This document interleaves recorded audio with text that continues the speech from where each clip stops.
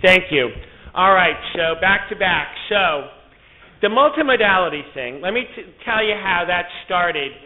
We were putting in ICP monitors, and we work with great neurosurgeons, and they're very committed to the concepts of neurocritical care. They really believe that the post-operative monitoring period has a lot to offer their patients.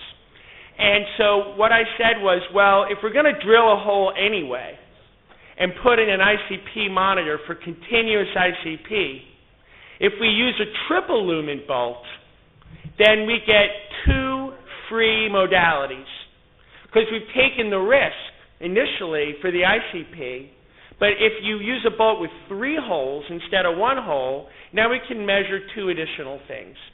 And that's what led to our initial, around 2006, we decided that anybody that gets an ICP monitor, and now you know who that is for us, coma, right, concern of ICP based on the scan, and it's indicated to be aggressive. And then we said that everybody that gets an ICP monitor is now going to get a multimodality monitoring bolt. And we started with a triple lumen bolt. So I'm going to backtrack. When I was 15, the idea of maintaining human beings in states of suspended animation was literally science fiction. That's no longer the case. This is what a highly monitored patient looks like in our unit, and there's a tremendous amount of technology at work and teamwork involved in trying to support these patients. We heard some very nice talks at the beginning of the day about the history of neurocritical care in Russia. And actually, it's very fascinating for me to hear, and I'll tell you a little bit about a history of neurocritical care in the United States. My opinion is that neurocritical care in the United States, what we have today is disconnected from the polio epidemics, and it really grew out of neurosurgery. And the first neuro-ICUs were starting to be organized as neurosurgical units in the 60s and 70s, and the idea was to react to clinical events. The neurosurgeons were saying, look, I worked all day doing risky, heroic brain surgery, and I'll be damned if my patient's going to be sitting down at the end of some hallway without someone keeping an eye on them. We're going to put them all together and have a lot of nurses there to keep an eye on them, and that way we can do sternal rub and pupillary checks. And if they get worse, if they blow their pupil, we'll know as soon as possible. And it was really based on detecting early neurologic deterioration, which would then trigger measures to try and reverse the situation. So everything I just talked about, repeat CT scan, back to the OR, if not that, mannitol, hyperventilate. That's what it was all about. Or if they're seizing, like we heard Dr. Clausen talk about, you know they're seizing right away, and you give them, well, in the old days, diazepam, now we use lorazepam. That's great. So, we can react to clinical events as soon as possible. But the problem is we're still always reacting to the brain damage while it's in progress. Now, reacting to clinical emergencies is at the heart and soul of what we do. We're never going to prevent them all the time, right? But maybe there's a better way, right? Because it's kind of hard, to try to put the toothpaste back in the tube. It would be better if it never got squirted out of the tube. And that brings me to the second era of neurocritical care, what I call the age of physiologic neuromonitoring. And this really started to pick up, believe it or not, in the 70s, and then moving into the 80s. Around the mid-1980s, neurologists, my forefathers, started to move into the neurosurgical ICU and say, well, listen, I'll stay here all day, and then try to make my whole focus on management in the ICU. And really, what made the neuro-ICU different from any other unit in the hospital in 1990? There was just 2 things. We had ICP monitors, and we used pulmonary artery catheters to use Triple H therapy, right? So they used swans too. Now nobody uses them. But ICP was, at that time, the defining technology in 1990. There was no continuous EEG monitoring. There was no hypothermia. There was no TPA for stroke.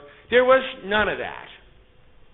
And you saw this slide before. You saw this slide as well, so I don't need to belabor it. But the concept is we're going to monitor your ICP, and if it goes up, it'll be an early warning sign, and maybe we can detect the intracranial hypertension, use our interventions to get it back down, and keep our patient from blowing their pupil. Great, brilliant. And that brings us to phase 3, the modern area of neurophysiologic brain support. And to me, this is one of the important concepts of what multimodality monitoring is all about. The idea in a nutshell is to get into the brain and look at how the physiologic environment affects the brain and optimize that environment in such a way so that the perfusion is just right, the ventilation is just right, the amount of sedation is just right, the osmotic environment is just right, and try to prevent the plateau wave from even happening in the first place. Try to prevent that ICP elevation from even occurring at all. That's the concept of what we're trying to do.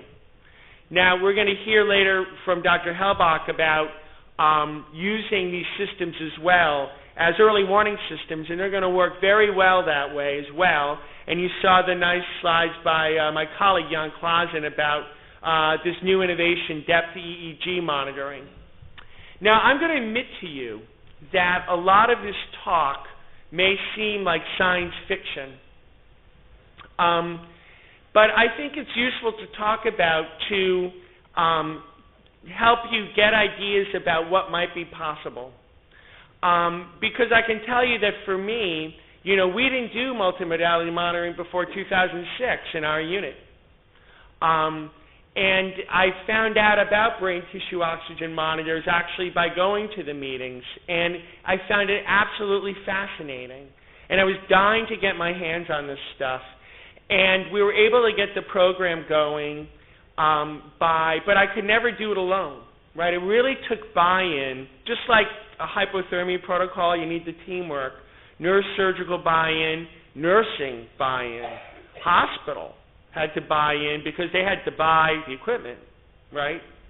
So, but it was all based on these types of ideas, and so a lot of what I'm showing, I hope you find it kind of interesting and amazing, but I truly believe in my heart that this is where the field is going to go. And I don't know if we've figured out all the answers yet, but we've made some amazing insights, I think. To the large extent, you've got your patient in a coma. We're checking the pupils, right? We're examining, and we get a scan once a day. And all this stuff is happening inside the brain. We know that there's a prolonged window of secondary brain injury. We've been able to prove that this is now the case of cardiac arrest. There's a huge window of ongoing brain injury happening right under our noses in the ICU in people with a cardiac arrest. I'll show you that in a minute. So to a large extent, what's been happening in that comatose patient's brain has kind of been like a black box. We've just been set to wonder. And what multimodality monitoring is all about is about going inside the black box of the comatose human brain. And the analogy that I use is flying an airplane.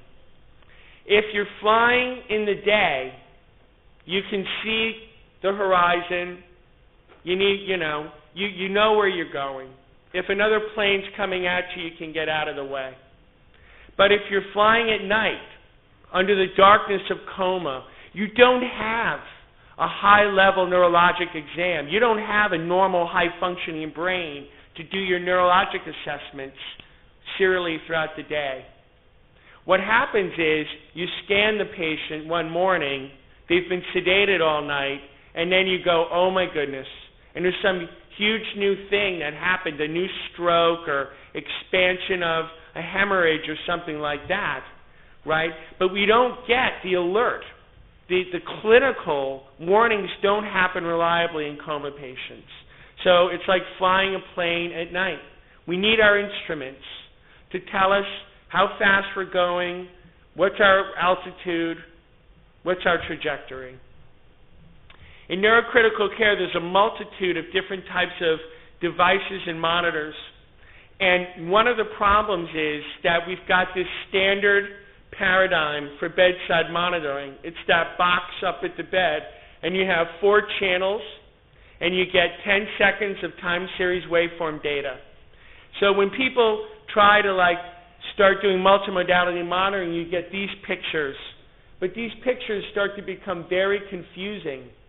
Now, 8 channels of data, 10 channels of data, 15 channels of data, and it becomes overwhelming.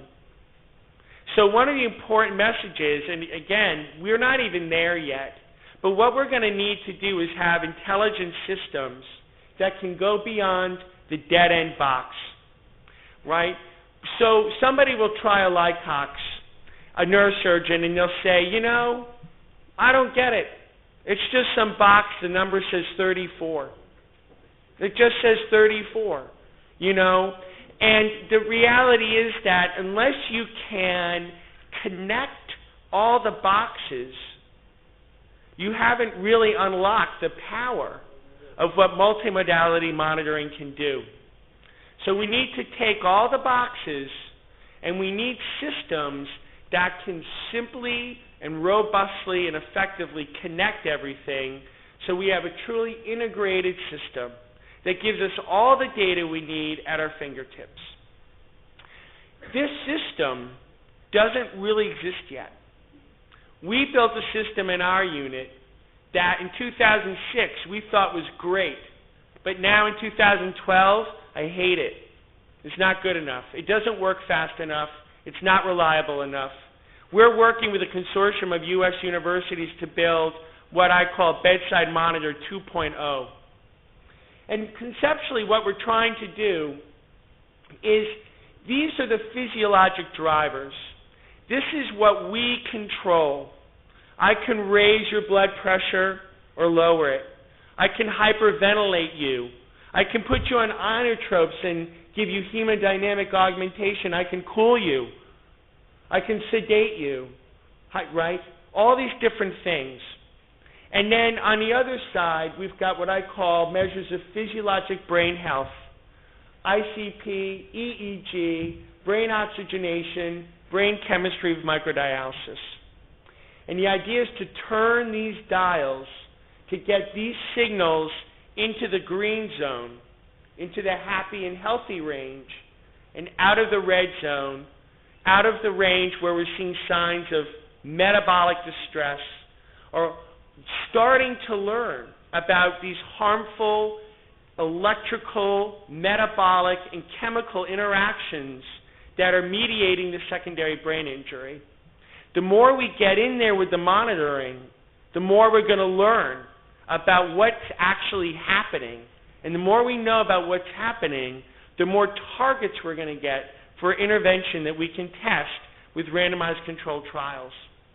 But at the very base of it, what I think it needs to come down to is, yes, we've got 20 channels of data, but you need to start simple by looking at simple one-on-one physiologic relationships. So Lycox is a brain tissue oxygen monitor. And it's a simple little probe, and what it measures is the partial pressure of oxygen in a small local region of tissue. Normally, PaO2 is 90 or 100 millimeters of mercury. Normal brain tissue oxygen is 40 millimeters of mercury. And we know from observational studies that the more brain tissue hypoxia, right, that we see in comatose trauma and stroke patients, the more hypoxic for the longer amount of time, the more these patients have poor outcome, death or disability. This is just one example of many studies. Every study's found this relationship. Now, that doesn't prove that attempts to optimize or normalize brain tissue oxygen is going to make someone better. It doesn't prove, that association doesn't prove that goal-directed therapy to maintain PbTO2 at a normal level is going to help. But with this technology, we have a testable hypothesis. When we first put the Lycox probes in, my first question was, is there anything that I can do to make that number change? And one of the first observations I saw was I had a guy, and we were starting to fool around with hypothermia, but we didn't know anything about shivering. And I started cooling this guy with a brain hemorrhage, an IVH, and a ventric drain, and he shivered. And his brain oxygen levels went immediately down to 2, from like 30 to 2 to 4.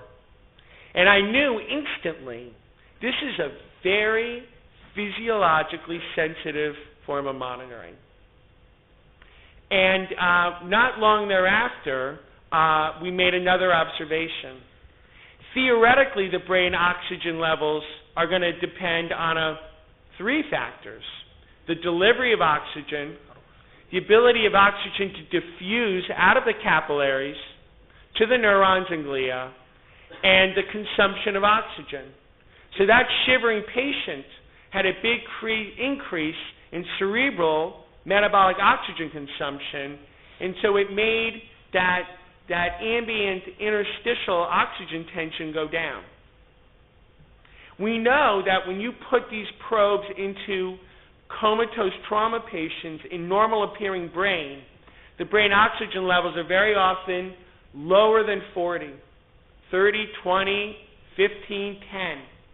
And the reason why it's been shown is that there's diffuse microvascular damage, and there's actually fluid weeping and soaking out of the capillaries. And the theory is that this is impeding the diffusion of oxygen out of the capillary beds. This is one of the first patients we put a Lycox monitor in.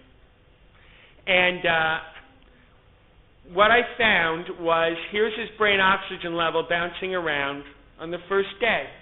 And you see here it's low, it's like 10, 15. Later on it's high. It's normal, it's 40.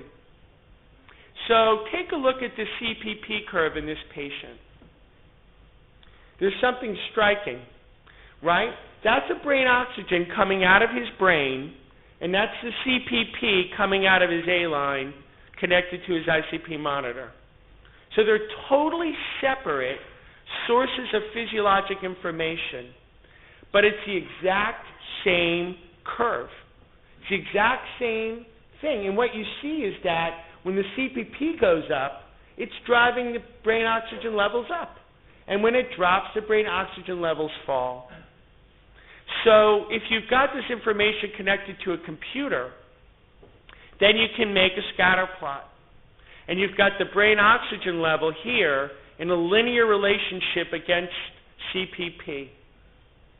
And if you could do that at the bedside, simply, and show real-time data streaming of brain oxygen against CPP, you have a lot more than a box telling you that the CPP value is 26. You've got this. You can actually image autoregulation with a brain oxygen monitor if we can just have simple systems that can display and process the data like this in real time. And that's the promise of multimodality monitoring. Microdialysis is very labor intensive. I was asked about brain oxygen monitoring. So the fact is, it's happening more and more and more, but it's happening fairly exclusively in the dedicated neuro ICUs in the U.S. because you need that kind of confluence of commitment and level of specialization. And it's funny because there's debates. Well, you know, in Australia and New Zealand, there are no specialty ICUs. Burdenko would not happen in Australia. What they say is all sick people should end up in a regular old unit that can do everything. But I don't really think it's possible for a nurse that's taking care of, a post-op abdominal surgery and a community-acquired pneumonia and a stroke and the next thing, to be able to focus the kind of specialty expertise required. I think heart and brain units are always going to be needed, cardiothoracic, and neuro. Now, microdialysis, the business end, is this tiny, tiny, flexible little catheter that slips into the brain about this deep, and there's a capillary membrane, and basically a dialysate fluid is pumped in, and then it flows back this way, and the dialysate is in communication with the interstitial extracellular fluid of the brain. And then basically it's collected into this little receptacle. And once an hour, the receptacle is removed, and it's put into this bedside analyzer. And then basically you can analyze right there, and you can get brain, extracellular glucose, lactate, pyruvate, glycerol, and glutamate. Glutamate is obviously a cytotoxin. Glycerol levels go up when cell membranes are damaged and cells are dying. Glucose is our principal form of fuel for the brain, and the lactate pyruvate ratio can tell you when you're having failure of aerobic metabolism from whatever reason and beginning to shift towards anaerobic metabolism.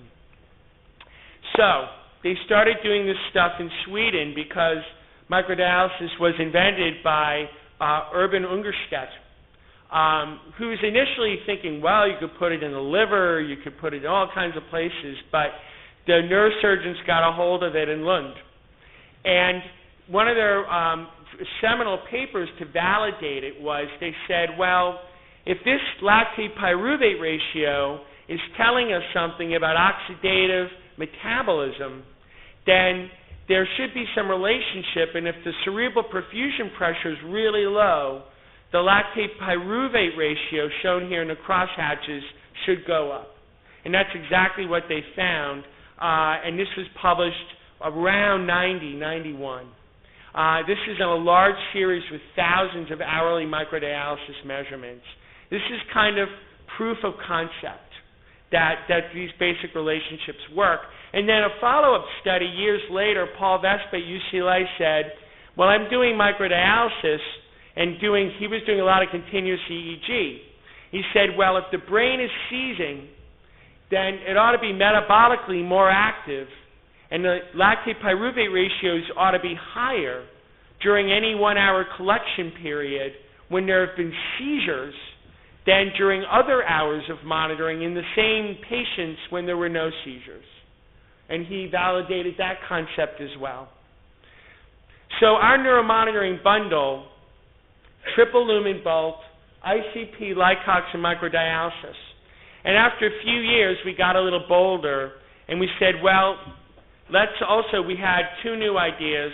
The Hemodex gives cerebral blood flow measured using thermodilution with a little probe that heats up minimally and measures the temperature diffusion locally. The higher the local blood flow, the more the temperature gradient dissipates.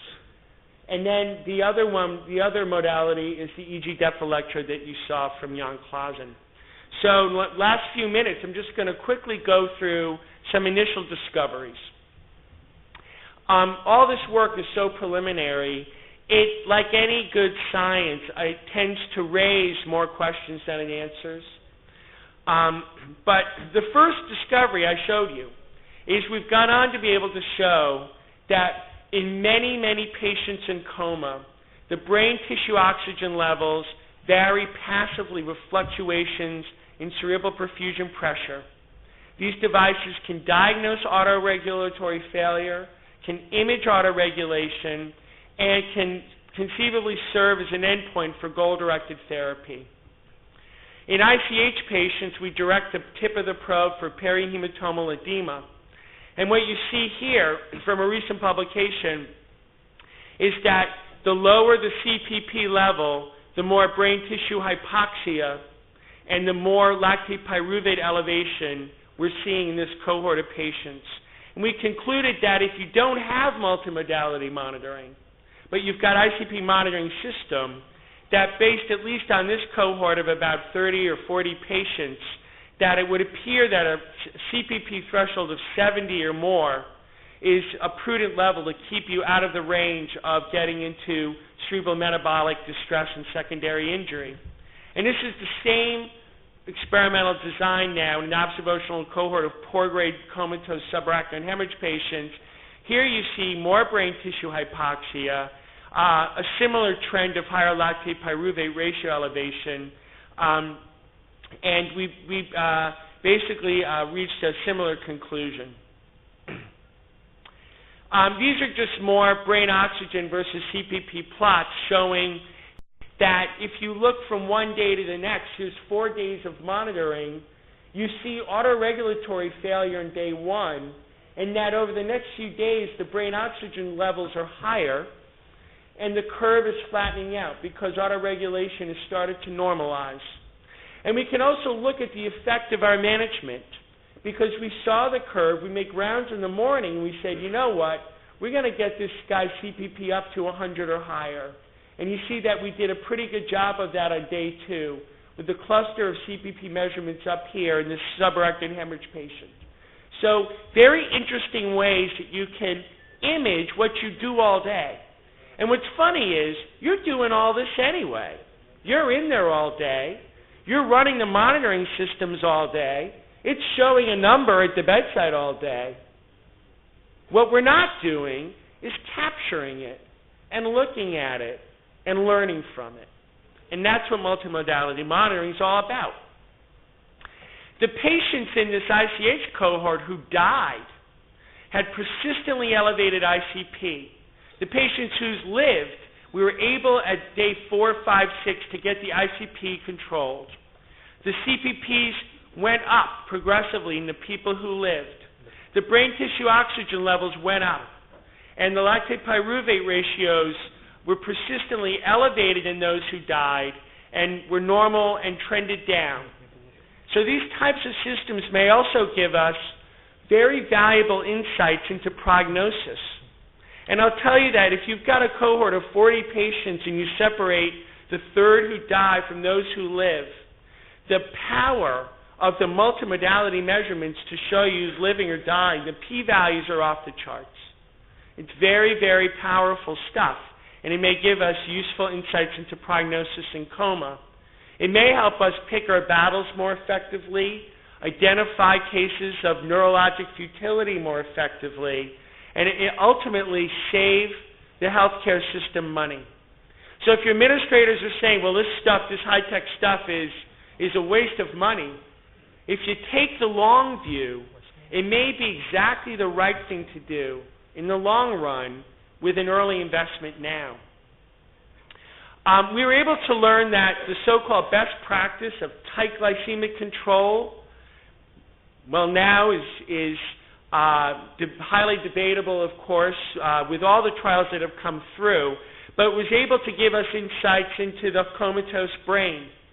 Our initial publication of Mauro Odo showed that the brain glucose levels progressively ground down lower and lower among the comatose patients who went on to die.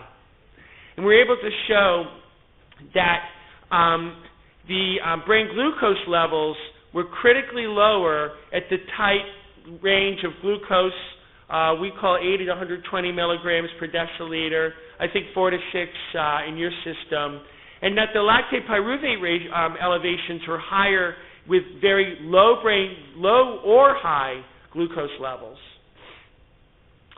We were also able to show in a follow-up study that the ratio, the ability of glucose to go from the serum into the brain is impaired in the comatose brain, and that the rate of metabolic distress and mortality is higher when we see higher ratios of serum to brain glucose level or more difficulties, presumably, with glucose transport into the brain. We were able to learn about fever with brain multimodality monitoring. We found, here's an example where we've got brain oxygen levels plotted against water temperature in a cooling device. And you see here that when the water temperature is ice cold, there's brain tissue hypoxia from shivering. And I give fentanyl, and we repeat, we look at the cohort of measurements after the fentanyl. By eliminating the shivering, we've treated the problem. And here's the percent of hypoxic brain oxygen measurements. There's more brain tissue hypoxia with fever. But then when we were trying to treat the fever, which we heard about so eloquently earlier today, we were getting even more brain tissue hypoxia. And we realized that we may be doing something harmful to the brain, and that led us to then develop the Columbia Anti-Shivering Protocol, which, as you heard, is based on magnesium infusion, buspirone, and skin counterwarming as a lead-in to conventional therapies like petadine. We were able to find out that there's a lot of unintentional central hyperventilation contributing to brain tissue hypoxia. Here's the proportion of measurements with critical brain tissue hypoxia as a function of end-tidal CO2. And what we found was that with our ventilator settings we were using, we were intending to hyperventilate these patients, but there are a lot of measurements with end-tidal CO2 values below 25 millimeters of mercury, and that this may be an previously unrecognized cause of cerebral ischemia in the comatose brain. And it's something that we've directed more attention to. We've found relationships of anemia with more brain tissue hypoxia and metabolic crisis as well. The EEG depth electrode you saw from Dr. Clausen, and I don't have time to show all the details, but here's a cardiac arrest patient. You saw a bit of this before, seizing. And we didn't have the EEG hooked up. We had the multimodality, and then we see the brain, the CBF pounding upward, brain tissue oxygen levels dropping, and with a simple 2-gram loading dose of Keppra, we solved the problem. And the CBF, brain CBF levels stabilized, and the brain tissue oxygen levels stabilized at a more normal level. Without this kind of monitoring, we would have had no idea. And here's the depth electrode again. And you see this raging seizure with not much happening at all on concurrent surface EEG. With that, I just want to thank you for your attention and just reemphasize that right now what we think are the killer apps for multimodality and monitoring, I have no doubt are going to change in the future. We're really just on the threshold of a great new beginning of something in neurocritical care. It's going to take time, but with determination, as we get more and more access to high-level care and technology and sophisticated approaches, I really believe it's going to be an important tool to help our patients. Thank you very much.